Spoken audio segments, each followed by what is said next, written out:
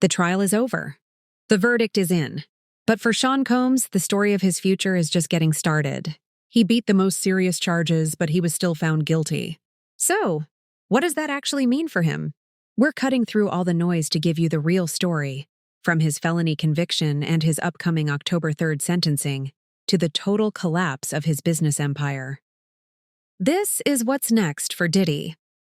After a 7-week federal trial in New York that had everyone glued to their screens, the jury came back with a split verdict that has left a lot of people scratching their heads. Let's get straight to what happened. Sean "Diddy" Combs was found not guilty of the charges that could have put him away for life: racketeering under the RICO Act and sex trafficking. These were the accusations that claimed he ran his billion-dollar empire like a criminal enterprise. On those counts, the jury said no. But that's not where the story ends. While he was cleared of those massive charges, the jury found him guilty on 2 counts of a serious felony: transportation to engage in prostitution. These convictions are for breaking a century-old law called the Mann Act, and each count carries a maximum of 10 years in prison. Immediately after the verdict, Diddy was denied bail.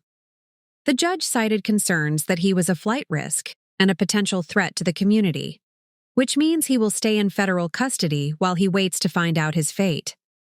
And that day is already on the calendar. On October 3rd, 2025, Sean Combs will be sentenced, and the world will find out what his immediate future looks like.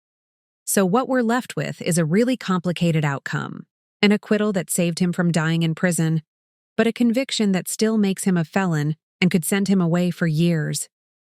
To really get what this means for Diddy, we have to look at what these charges are, why the jury might have landed on this decision, and the insane fallout that's happening outside the courtroom. This verdict wasn't just a legal judgment. It was the final shove that sent his entire empire into a free fall. So what's going to happen? Let's start with the conviction itself. To understand what's next for Diddy, you have to get the law he was actually found guilty of breaking: the Mann Act. And if it sounds old, that's because it is.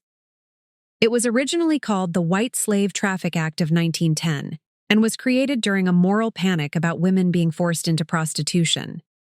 It basically used the government's power to go after organized crime that was exploiting women across state lines.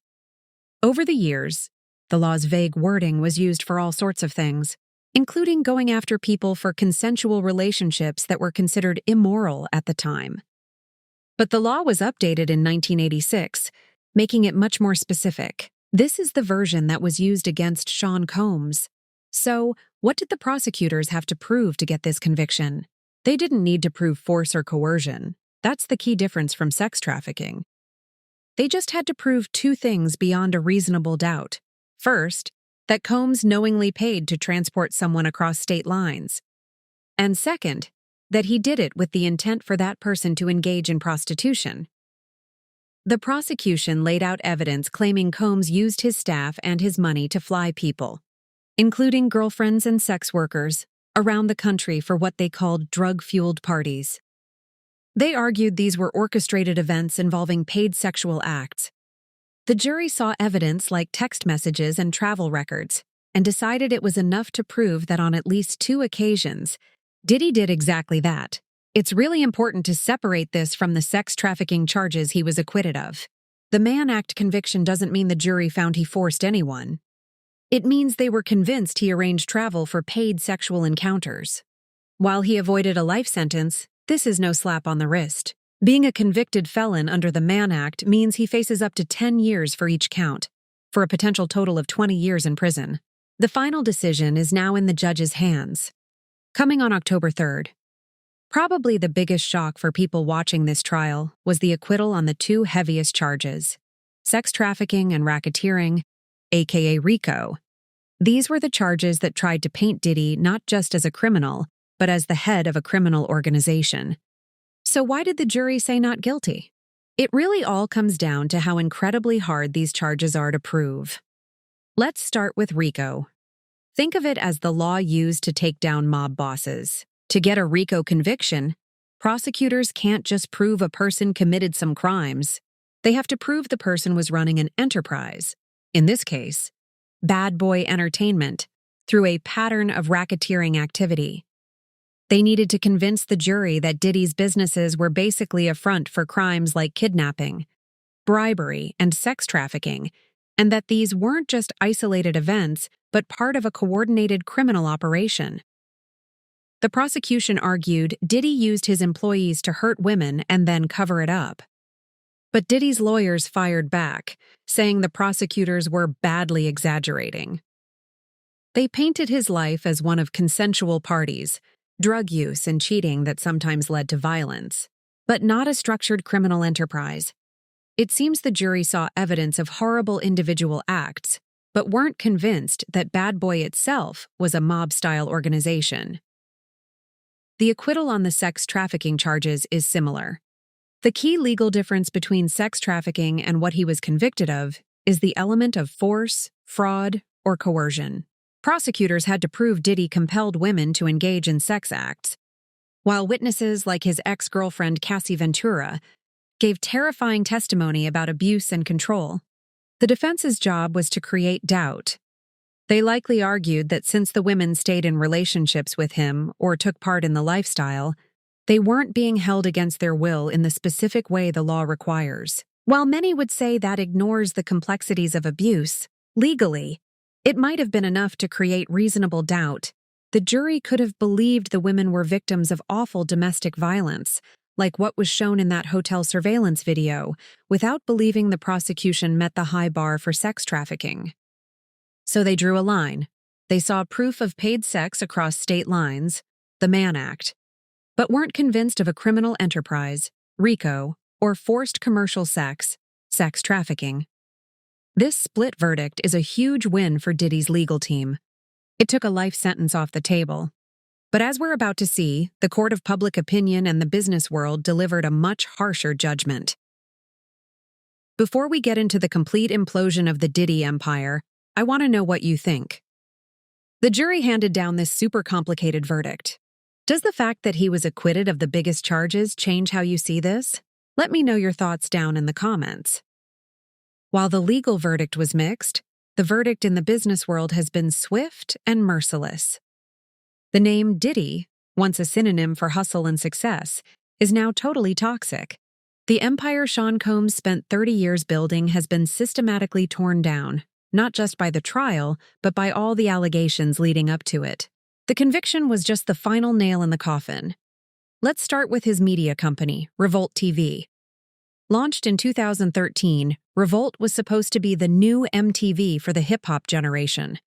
As the scandal grew, Combs stepped down as chairman, and by June 2024, it was announced he had sold all of his shares.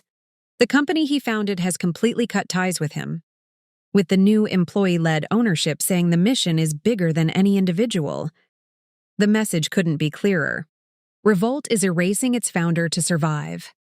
Then there's Sean John. In the 2000s, that clothing line was a cultural force, but the brand was already fading, and the legal drama was the final blow. Macy's, its biggest retail partner, dropped the line. Today, Sean John is a shadow of its former self, a relic of an era that's long gone. But maybe the biggest financial hit came from the liquor world. The partnership with Diageo was what made Diddy so rich. His marketing skills turned Ciroc vodka into a global phenomenon, and the deal later expanded to include De Leon tequila. This partnership was reportedly worth nearly $1 billion to Combs over the years. But the relationship blew up even before the feds got involved. In 2023, Combs sued Diageo for racial discrimination. Diageo fired back, calling him an unreliable partner, and by January 2024, the deal was officially dead. Diageo now owns both Ciroc and De Leon, completely cutting off the 9-figure income that was the foundation of his fortune. Even his newer projects have crumbled. Empower Global, his e-commerce site for Black-owned businesses, has faltered.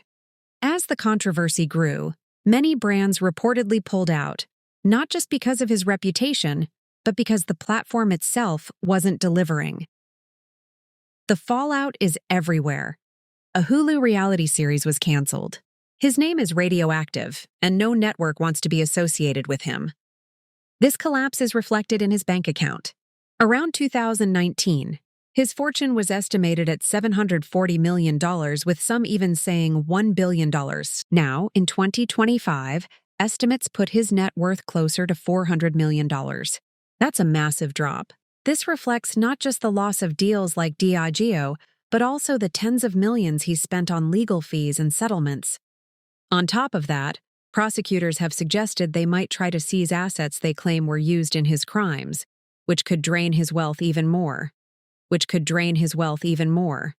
Beyond the money, the most lasting damage is to his legacy. For 30 years, Diddy was an icon of black excellence and can't stop, won't stop ambition. Now, the very institutions that celebrated him are working overtime to erase him. The most symbolic move came from his own alma mater, Howard University. In 2014, they gave him an honorary doctorate. But in June 2024, after that disturbing 2016 hotel video went public, the university unanimously voted to take it back. They said his behavior was so fundamentally incompatible with their values that he was no longer worthy of the honor. They're even returning his $1 million donation and dissolving his scholarship program. New York City's mayor is also looking to revoke the key to the city he was given. Peloton has removed his music from their classes. These aren't just business moves. They are acts of cultural cancellation. His music career, the foundation of it all, is in trouble too. While there was a small bump in streaming right after the verdict, that's likely just morbid curiosity. In the long run, things look bleak. His music has vanished from many radio rotations and major streaming playlists. The idea of a tour or new music seems impossible. So, how will Sean Combs be remembered? As the visionary who built Bad Boy Records and changed fashion? Or as a cautionary tale? The acquittal on the RICO charge might have saved him from being remembered as a mob boss. But the conviction for felony prostitution, combined with the damning hotel video and the mountain of allegations, has permanently changed his public identity. He is no longer just Diddy, the icon. He is Sean Combs, the convicted felon. The jury may have spared him a life in prison, but history is likely to be far less kind. So, where does that leave us? Sean Combs is a convicted felon, waiting for his October 3rd sentencing to learn his fate.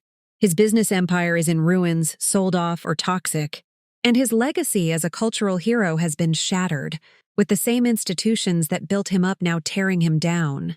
He dodged the worst-case scenario in court, but the guilty verdict has unraveled the world he built. The next big chapter is that sentencing on October 3rd. We will be covering it from every angle, breaking down what the judge decides and what it all means. To make sure you don't miss that update, be sure to like this video, subscribe to the channel, and hit that notification bell. Thanks for watching.